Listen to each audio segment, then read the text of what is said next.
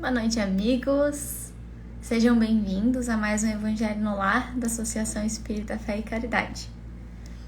É bom estar com vocês hoje nesse domingo especial. Todos os domingos aqui com vocês são especiais, na verdade.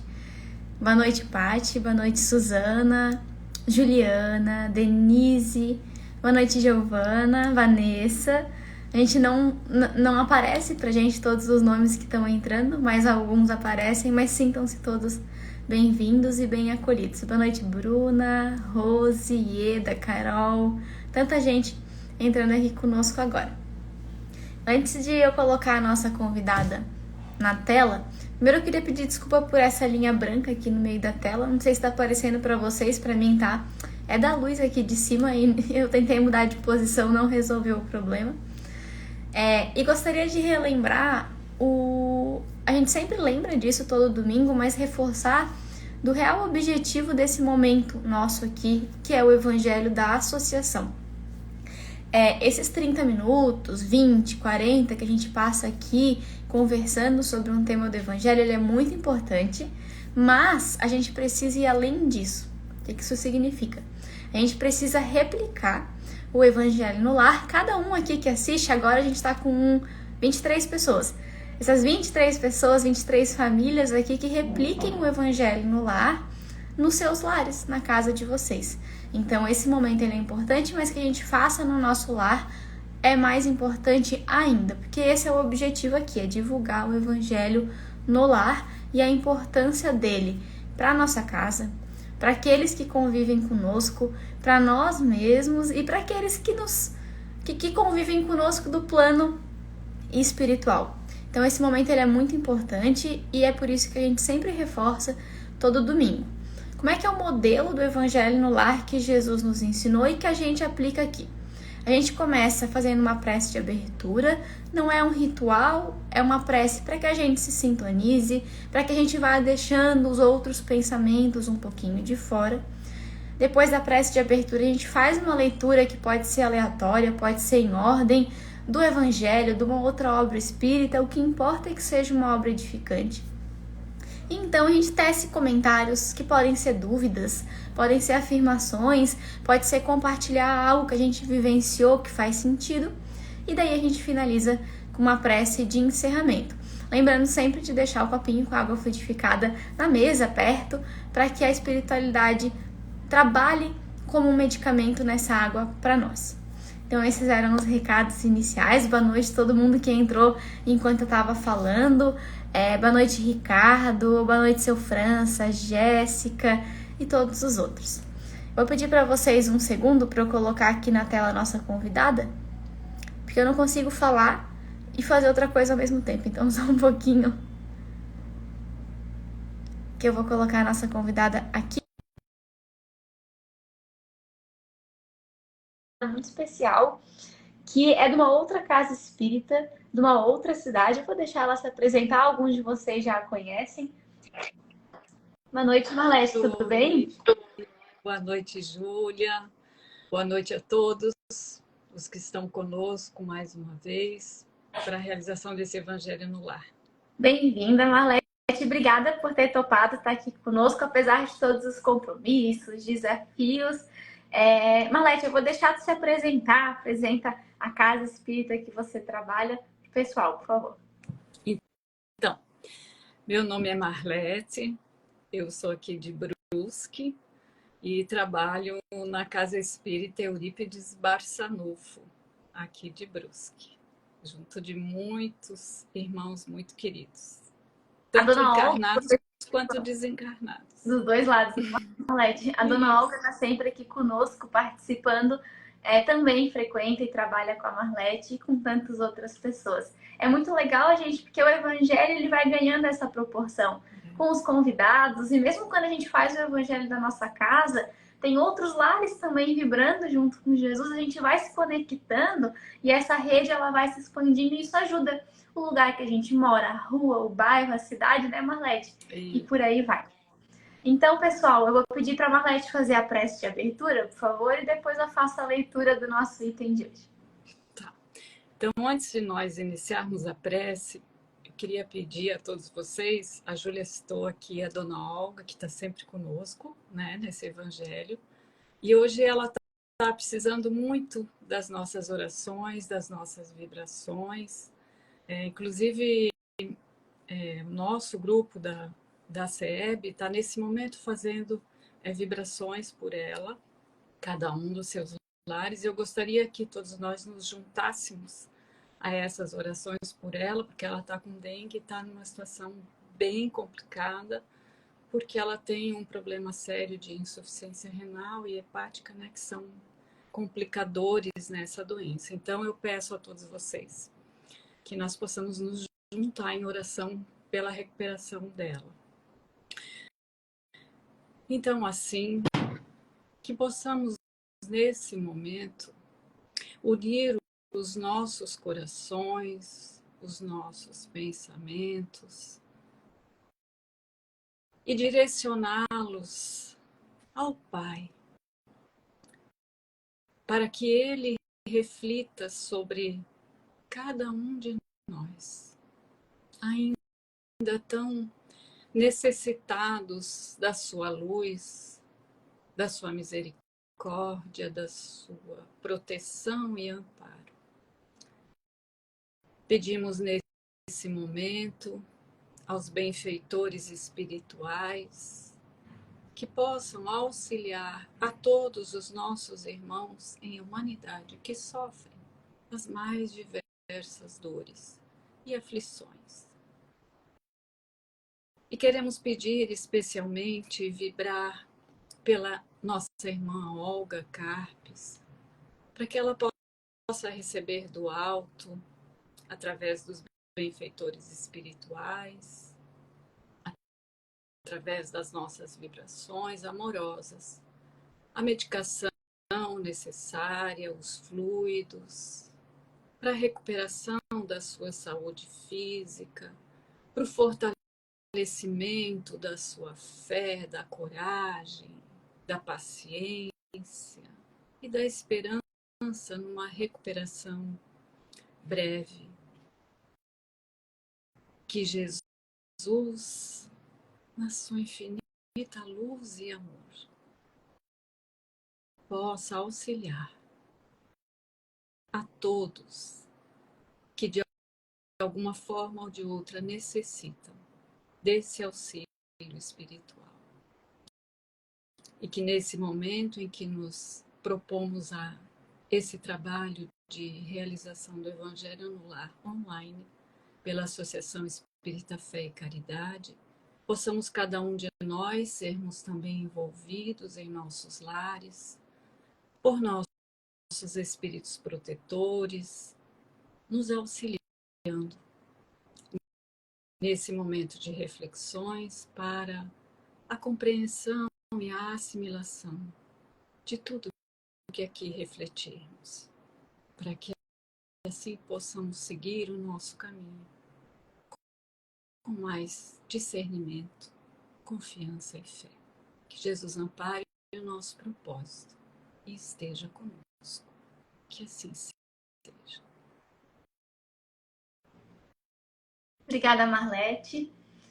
E só mais um comentário, então. Gente, olha a importância da gente estar sempre sintonizado em determinados momentos, em determinadas atividades, por exemplo, no Evangelho no Lar, né? A Dona Olga todo domingo está aqui conosco. Então, mesmo que agora ela não esteja aqui assistindo o Evangelho, ela está sintonizada com a gente, mas principalmente com a espiritualidade amiga desse trabalho, porque a gente nunca está sozinha, a gente é só um instrumento aqui, né, Marlete? Então, olha a importância da gente ter essa constância, essa responsabilidade com as atividades que a gente assume e que a gente faz. Pessoal, então, para a leitura de hoje, é o item 40 e 41, que se chama Prevendo Próxima à Morte. E também, outro item que é um pouquinho mais para frente, que é o 59 e o 60, que é Por Alguém que Acaba de Morrer. Então, são itens que eles estão separados ali na coletânea, mas que é uma temática similar. Então, eu vou ler primeiro o item que é Prevendo Próxima à Morte. Eu vou ler a explicação de Kardec e eu vou deixar a prece para finalização. A fé no futuro, a orientação do pensamento durante a vida para os destinos vindouros, favorecem e aceleram o desligamento do espírito, porém enfraquecerem os laços que o prendem ao corpo. Tanto que, frequentemente, a vida corpórea ainda se não extinguiu de todo, e a alma, impaciente, já alçou o voo para a imensidade. Ao contrário, no homem que concentra nas coisas materiais todos os seus cuidados, aqueles laços são mais tenazes. Penosa e dolorosa é a separação, e cheio de perturbação e ansiedade, o despertar no além-túmulo. Então, esse é um item. Eu vou fazer a leitura agora do segundo, que é por alguém que acaba de morrer, que é o item 59. As preces pelos espíritos que acabam de deixar a Terra não objetivam unicamente dar-lhes um testemunho de simpatia. Também tem por efeito auxiliar-lhes o desprendimento e, desse modo, abreviar-lhes a perturbação que sempre se segue à separação, tornando-lhes mais calmo o despertar. Ainda aí, porém, como em qualquer outra circunstância, a eficácia está na sinceridade do pensamento e não na quantidade das palavras que se profiram mais ou menos pomposamente, e em que, a miúde, nenhuma parte toma o coração. As preces que deste se elevam ressoam em torno do espírito, cujas ideias ainda estão confusas, como as vozes amigas que nos fazem despertar do sono. Então, essa era a leitura da explicação do Kardec. Na seguida, na sequência das duas leituras, tem as preces. Mas agora eu vou passar a palavra para a Marlete compartilhar o que te tocou mais o coração, Marlete, nessas duas leituras. Então, esse momento, né, que fatalmente todos nós iremos passar, mas que por mais que a gente já tenha essa crença na imortalidade da alma, né, a gente ainda tem um certo receio desse momento. E com razão, né? Porque vai depender da nossa evolução moral, da forma como nós vivemos aqui no mundo material, o quanto vai ser penoso ou não esse momento de passagem, em que nós retornaremos ao mundo espiritual. Então, a proximidade desse momento gera essa aflição pelo medo natural que nós, seres humanos, temos do desconhecido, né? Todos nós tememos o desconhecido, então é um temor que é natural da nossa humanidade, especialmente no nível evolutivo em que nós estamos. Se fôssemos já espíritos mais elevados, né, de consciência pura, certamente ficaríamos bem mais tranquilos. Mas como não somos ainda nem um Chico Xavier, né, que já vive mais lá do que cá, é bem verdade que a gente tenta, né, cada vez se aproximar mais desse patamar, mas ainda somos muito imperfeitos. Então, esse momento gera em cada um de nós essa angústia, essa aflição, esse medo do desconhecido. Como vai ser esse momento, né? E apesar de que nós, espíritas, temos um conhecimento intelectual, digamos assim, de como quais são as possibilidades dessa passagem, a gente não sabe como vai ser a nossa, né? Então gera essa apreensão. E eu achei interessante que ao estudar para essa reflexão de hoje, eu me dei conta de que o dia de hoje, o dia em que a gente comemora a Páscoa, né, para os cristãos, na sua origem histórica, lá a origem do termo mesmo da Páscoa, a origem do termo na língua hebraica significa Pessá, Pessá e significa passagem também. Então, achei interessante essa coincidência, entre aspas, porque eu sei que os temas aqui do Evangelho vão numa sequência, né? Então, não foi proposital essa semelhança. Mas eu achei interessante porque, assim como a Páscoa simboliza a passagem, essa libertação dos hebreus da escravidão do Egito, né? Essa passagem do mundo material, da alma, do mundo material para o mundo espiritual, também pode ser e deve ser uma libertação, né?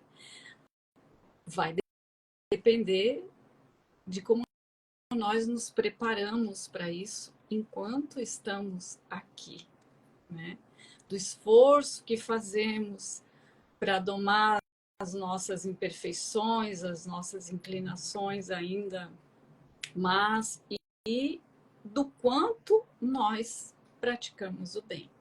Porque a gente sabe que não basta só não fazer o mal, precisamos também fazer o bem, né? Na medida das nossas possibilidades. É isso que vai definir como vai ser essa nossa passagem, se mais ou menos penosa, se mais ou menos duradoura. Porque quanto mais nós temos essa consciência do ser imortal que somos, de que nós estamos aqui de passagem e que o objetivo dessa vida é a edificação da alma, é a evolução, quanto mais nós temos essa consciência, mais nós vamos estar desprendidos dos prazeres da matéria, né? Vamos estar mais com o nosso foco, com o nosso olhar na vida do espírito imortal, na espiritualidade. Então, a gente já começa a direcionar a nossa atenção para uma outra realidade, que não somente essa, estando assim mais fixados nas nossas tarefas do dia a dia, na busca do ter, ao invés do ser, que é o nosso objetivo aqui, sermos melhores, nos educarmos, né? Então, quando a gente vive com esse olhar na nossa imortalidade, no ser imortal que somos, nós já vamos naturalmente nos preparando para uma passagem mais tranquila, menos penosa e menos duradoura. Porque Kardec nos fala, inclusive para quem quiser depois se aprofundar um pouquinho mais, né, como que funciona essa passagem, como que ela acontece, Kardec faz um estudo no livro Céu e Inferno, na segunda parte, no capítulo 1, Passamento, né? Ele faz ali uma análise e coloca ali vários exemplos de comunicações de espíritos após o desencarne, relatando como foi essa passagem, como foi esse processo, o tempo, o quanto foi doloroso ou não, o quanto foi leve, tranquilo. E ali ele coloca que esse tempo e essa sensação mais ou menos penosa vai depender da evolução moral do espírito e do quanto ele se desprendeu já em vida da matéria. Porque quanto mais apegado à matéria, mais o espírito luta em não se desprender da matéria. E aí eu acho que seria importante a gente fazer aqui uma diferenciação entre morte, entre morrer e desencarnar, né? Nós espíritas usamos muito o termo desencarnar e justamente nessa passagem o mais difícil talvez seja o desencarnar. A morte representa então a morte orgânica, física do corpo material, né? O corpo que não dá mais condições condições de vida aqui na matéria. Mas o desencarnar representa justamente esse desligamento do corpo espiritual que nos une enquanto espíritos à matéria, esse desligamento, esse desprendimento da matéria. E é aí que entra essa questão moral, a questão do apego à matéria. Quanto mais apegados à matéria, quanto mais nós trazemos na nossa consciência os tormentos das nossas infrações à lei divina, mais nós vamos lutar para permanecer nesse corpo material, justamente por esse medo inconsciente, né, natural, do desconhecido. E agora? Para onde eu vou? Esse meio aqui eu conheço, essa vida aqui eu conheço, mas e agora? Para onde eu vou? Como é que vai ser essa minha, se é que existe uma vida? E quando o espírito não sequer pensa na vida espiritual durante a sua vida material, mais penoso é esse momento, né? Porque imagina você chegar nesse momento, você perceber que a vida vai se esvaindo e você ter essa concepção de que depois disso vem o nada. É desesperador. Então, se torna ainda mais penoso esse momento. Então, eu sugiro para quem quiser dar uma olhada depois no livro Céu e Inferno, dá uma olhada nesse capítulo do passamento, os exemplos ali de espíritos felizes, espíritos sofredores, como que eles fizeram como foi para eles esse momento, né? E você leu aqui, para todos nós passaremos por um momento de perturbação, né? Que é um momento em que a gente meio que perde a consciência, é como se a gente ficasse num estado meio cataléptico, assim, adormecido. E esse tempo de perturbação é que varia de acordo com o nosso desprendimento da matéria, com o nosso foco na espiritualidade, no ser imortal que nós somos. Então, esse momento de perturbação varia. Para uns é rápido, tem até o exemplo do espírito Sanson, que trabalhava, né, junto com Kardec ali na Sociedade de Paris, e para ele levou 8 horas esse período de semi-inconsciência, porque ele já tinha ele era um espírito mais evoluído, que a vida toda se doou, né, na prática da caridade, do amor, enfim. Então, para esses espíritos já mais evoluídos, esse período é muito curto. Mas, para nós, é ainda um tanto quanto angustiante pensar como será, né? Quanto nós já conseguimos nos desprender da matéria? Eu fiquei pensando nisso. Poxa, e eu, né? O quanto que eu estou já pensando na vida espiritual, o quanto que eu vou conseguir me entregar a esse momento, com todo o conhecimento que a doutrina espírita nos traz, o quanto eu vou conseguir, ok, né? Chegou o meu momento, eu me entrego nas mãos da providência divina. Será que a gente vai conseguir? Ou a gente vai ficar ali naquela angústia por se afastar? E muitas vezes não é nem só pelas coisas materiais, mas os laços afetivos, né? Essa separação que essa passagem representa. E que a gente, poxa, eu não vou estar mais junto dessa pessoa que eu amo tanto, que é para mim, né, tão importante, enfim, me dá um medo. Será que nós vamos conseguir ter esse desprendimento todo e partir tranquilamente, nos entregando à vontade divina? Eis a questão, né, Júlia? Marlete, eu gostei bastante de todas as suas colocações, mas eu gostaria de comentar uma em específico primeiro, que é o medo do desconhecido, que a Marlete muito bem colocou, que é natural. Todo mundo que está aqui assistindo sente a mesma coisa. Todo mundo tem, né? E esse medo do desconhecido, esse desconhecido, não é não conhecer a teoria, porque é muito importante, já nos ajuda, né, Marlete? Saber a teoria. Essas leituras vão nos ajudando a preparar, mas não é desconhecer a teoria, é desconhecer a vivência. É você não viver o Evangelho de Jesus, é esse desconhecimento que nos gera essa incerteza, esse medo. Porque quando a gente passar a viver o Evangelho de Jesus, que é esse desprendimento da matéria que a Marlete falou, vai ser mais natural esse momento, é uma consequência, que nem a Marlete também falou, é a consequência de como a gente viveu aqui encarnado. Então, tudo, a gente para de separar tantas coisas daí, né, Marlete? Tô aqui na Terra, não tô mais, agora é uma coisa, depois vai ser outra.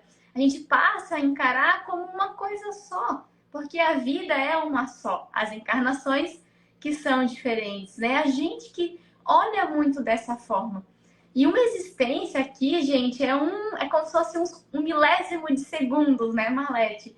Na eternidade. E quando a gente passa a olhar mais para isso, não é que vai ficar fácil, porque o nosso grau evolutivo ainda não nos permite, mas vai facilitar um pouquinho, né, Marlete? E eu nem era isso que eu tinha pensado para falar hoje, gente. Confesso, as minhas anotações aqui são outras, completamente diferentes. Mas a fala da Marlete foi me trazendo uma história que está lá no Boa Nova e eu vou compartilhar ela com vocês porque essa história, para mim, resume tudo o que a Marlete trouxe para a gente até agora. Uma pessoa que viveu isso que a Marlete trouxe, essa vivência de se desprender das coisas materiais e olhar para as coisas dos espíritos, do espírito. É uma pessoa que olhou a imortalidade da alma, uma pessoa que entregou a sua vida a Jesus e que teve esse desprendimento um pouquinho diferente de como a gente está acostumado. E também é uma história que combina muito bem com a Páscoa. Então eu vou mudar o meu roteiro aqui, vou compartilhar essa história com vocês. Eu gosto muito de ler histórias de personagens que conviveram, pessoas que conviveram com Jesus, porque eu me sinto próxima, eu me sinto ali representada, né, Marlete? A história que eu queria compartilhar com vocês é a história de Maria de Magdala. A associação até fez um post hoje aqui no nosso Instagram resumindo um pouquinho o que esse personagem tem a ver com a Páscoa. Convido vocês a lerem.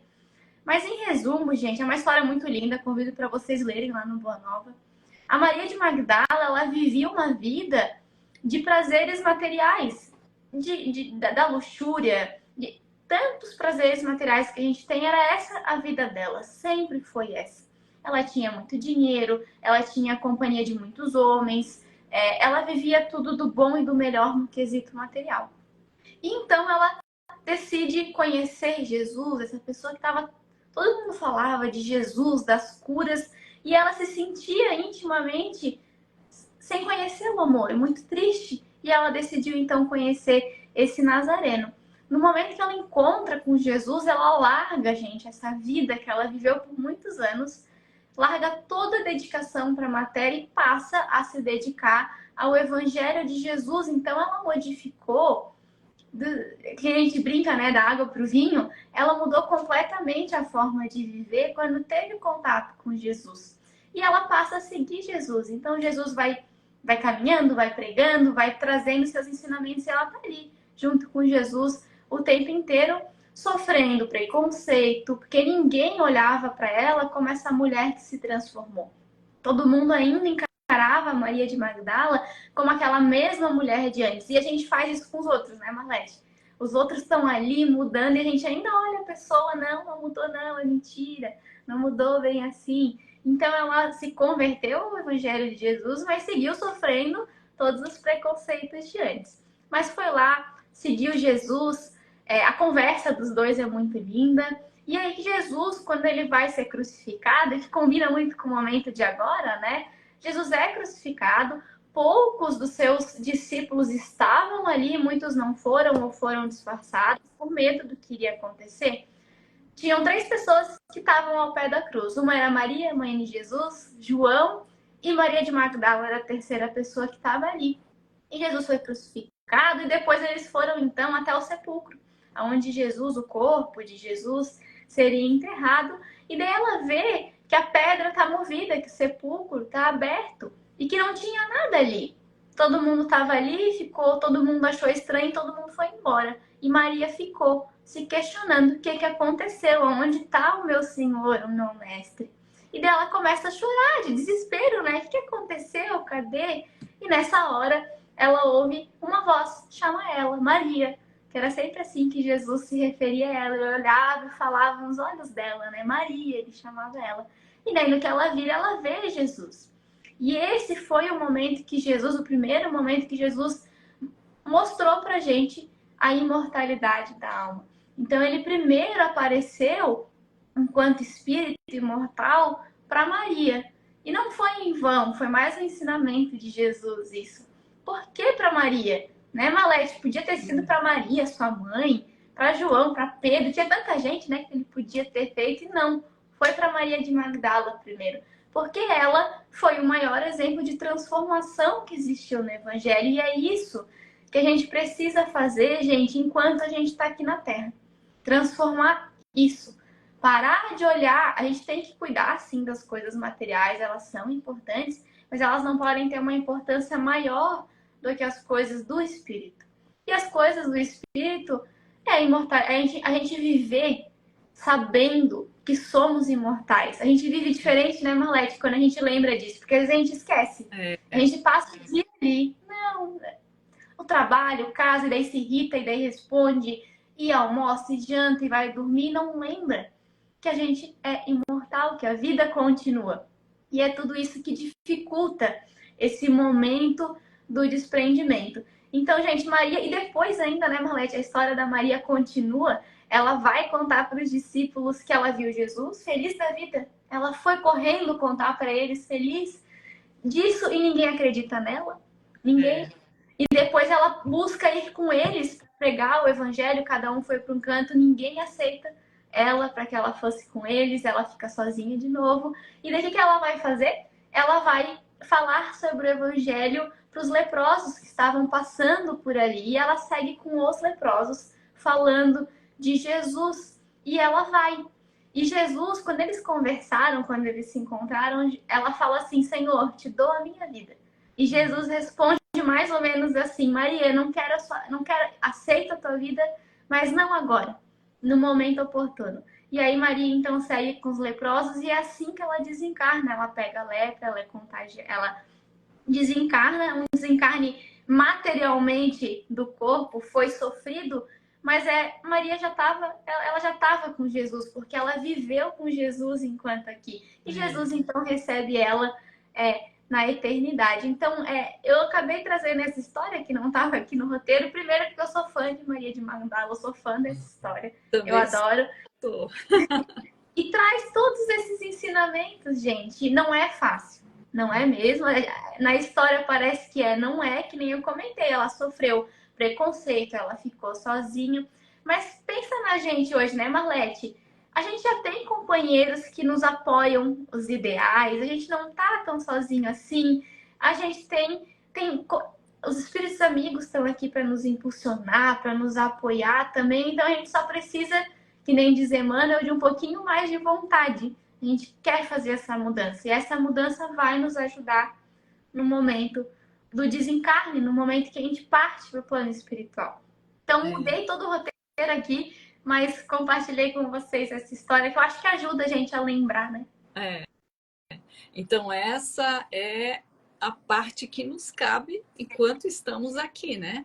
Trabalhar para que tenhamos uma passagem o mais tranquila possível. E aí eu sempre lembro de uma frase que chegou para mim, um espírito amigo dizendo: faça só a sua parte.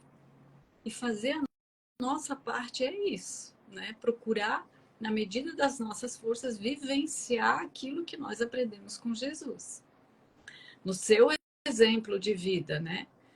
E o mais, aquilo que não está ao nosso alcance, porque há muitas coisas sobre as quais nós não temos controle nas nossas vidas.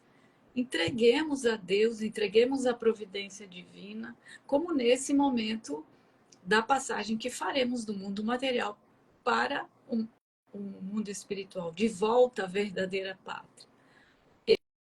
Esse momento é inevitável, então façamos a nossa parte enquanto estamos aqui e também no momento, né, nos entregando à providência divina, ao auxílio dos nossos espíritos protetores, contando com a misericórdia divina, apesar das nossas imperfeições, para que esse momento seja o mais breve possível. E aí, Kardec coloca aqui nas preces, né, que nós podemos fazer por aqueles que estão, né, passando por esse momento, né? Muitas vezes, pessoas queridas, familiares, afetos que passam por essa situação, ou não, desconhecidos que sejam. Mas a nossa prece pode ajudar muito a alma nesse momento, né? Para que ela tenha uma passagem o mais tranquila possível, que ela se deixe auxiliar pelos benfeitores espirituais, seus espíritos protetores, e que aproveite esse momento, é o último instante para o arrependimento, muitas vezes, né? Das nossas infrações à lei divina, que vai ser fundamental para um retorno à vida espiritual o mais tranquilo possível, sem tanto sofrimento, sem prolongar tanto esse período de perturbação, né, em que nós muitas vezes ficamos com a ideia fixa num erro que cometemos e não conseguimos soltar as algemas desse momento. Então, a prece, especialmente de alguém que tem um laço afetivo, a prece feita com sentimento,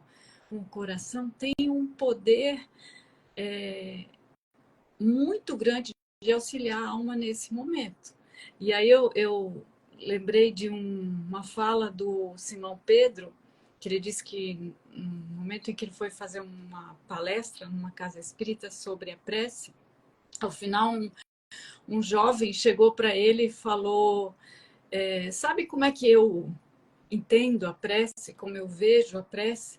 Aí ele falou que ele vê a prece e comparou como a luz do farol de um carro numa estrada escura. A prece tem esse poder, porque esse momento de passagem para a alma é um momento de escuridão, em que você passa por um período de inconsciência, como se você ficasse no escuro, né?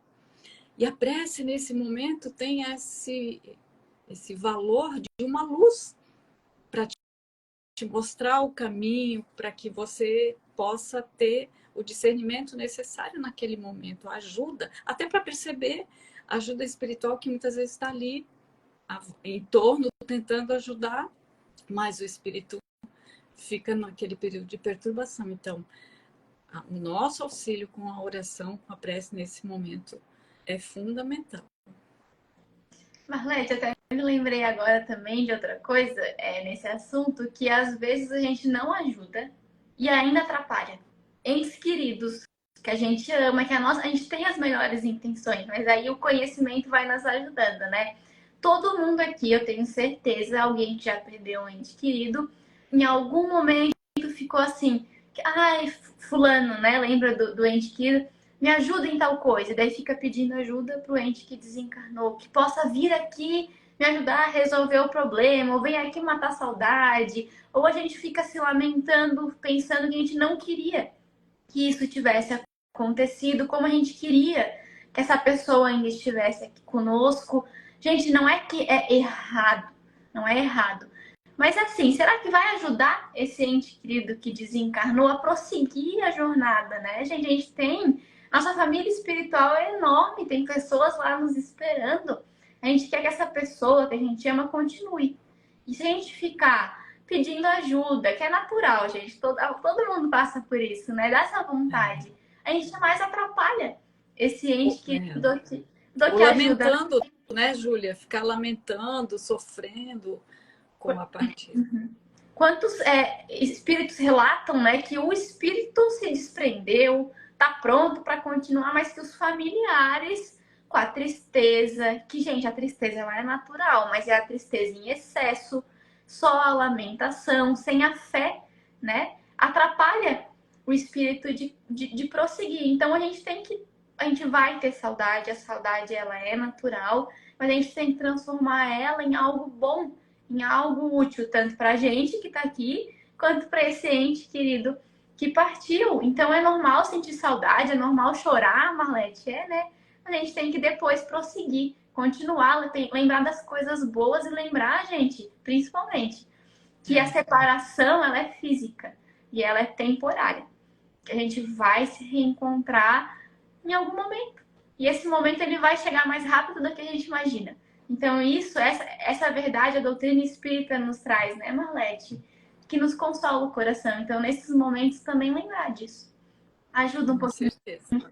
Com certeza. Marlete, queres complementar? Queres trazer mais alguma coisa? Eu só queria encerrar então com uma fala do Emmanuel, que está lá no livro Pensamento e Vida, sobre a importância e o poder que a oração, que a prece tem por todos os que sofrem, não só nesse momento de passagem, mas no momento de dor, sofrimento. Ele diz que a oração é divino movimento do espelho de nossa alma, no rumo da esfera superior, para refletir-lhe a grandeza. Imaginemos, diz ele, a face de um espelho voltada para o sol, desviando-lhe o fulgor na direção do abismo. Então, a mente, segundo as palavras do próprio Emmanuel, é o espelho da vida em toda parte. Então, o nosso pensamento, o nosso sentimento, a nossa vontade vai refletir essa luz divina na direção daquele que está precisando naquele momento dessa luz, desse alívio, desse lenitivo, seja o que for. Então, nós temos esse poder. Na nossa mão o tempo todo. Não custa refletirmos a luz divina em benefício daqueles que necessitam. Obrigada, Marlete. Obrigada, pessoal, que nos acompanhou aqui, que vibrou em pensamento de amor. Eu vou ler agora, então, um pedaço de uma das preces dos itens de hoje, porque são preces relativamente longas. Eu vou ler um pedacinho de uma delas e daí vou emendar com a nossa finalização do Evangelho. Vou fazer a leitura da prece que está lá no item 60. Onipotente Deus, que a tua misericórdia se derrame sobre a alma de fulano, a quem acabaste de chamar da terra. Possam ser-lhe contadas as provas que aqui sofreu, bem como ter suavizadas e encurtadas as penas que ainda haja de suportar na espiritualidade.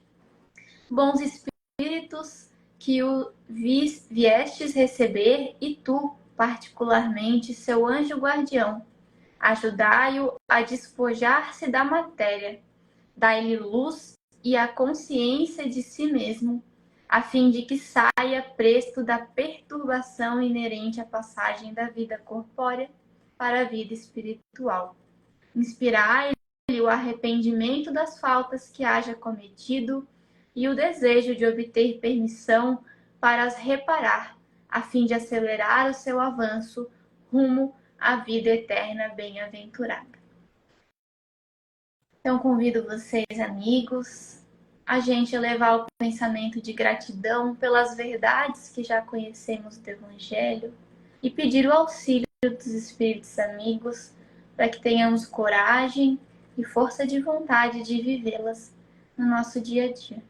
Agradecemos aos Espíritos amigos deste trabalho que se encontram agora em nossos lares, nos amparando e higienizando o ambiente. Todos aqueles corações que amamos e que estão necessitados possam receber as bênçãos destes instantes. Em especial a Dona Olga, que ela receba todo o nosso amor, todo o nosso carinho em forma de energia e força vital para a sua recuperação. Que assim seja. Obrigada, Marlete. Obrigada, Eu, pessoal. Uma boa semana. eu que agradeço a oportunidade. É domingo que Beijo. vem. Tchau, tchau, pessoal.